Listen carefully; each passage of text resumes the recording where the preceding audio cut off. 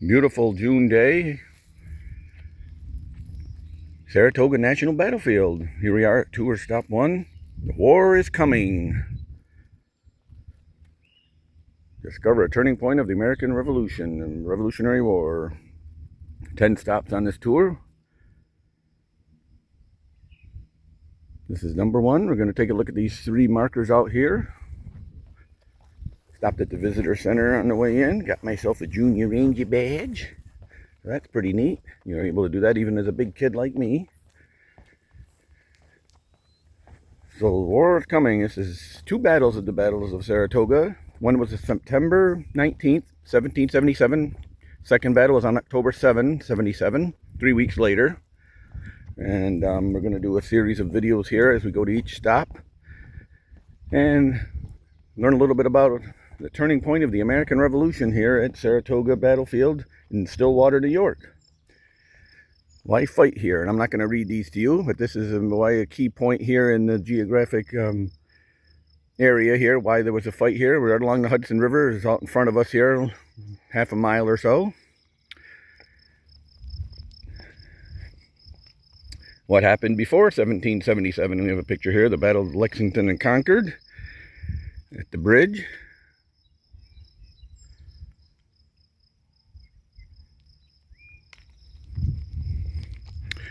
Saratoga Battlefield has recently put these markers in about 2 or 3 years ago. I think it was 24 they finished putting them in, all these new markers.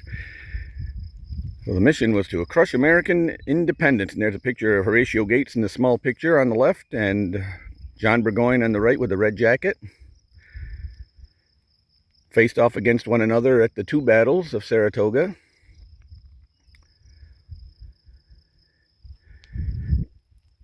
Looking out over the battlefield here on the west side of the battlefield. Bemis's Heights is that way. Gonna head down to the next stop, which is really one of the most exciting stops. One of my top 2 favorites. Sees stop number 2 and stop number 7 are my 2 favorites. And stop number 2 is where the Nielsen farm is. The actual only structure on the battlefield that is from the time period 249 years ago. And it's still there. It's where headquarters of Benedict Arnold had there, even though the marker only gives credit to Enoch Poor and his men.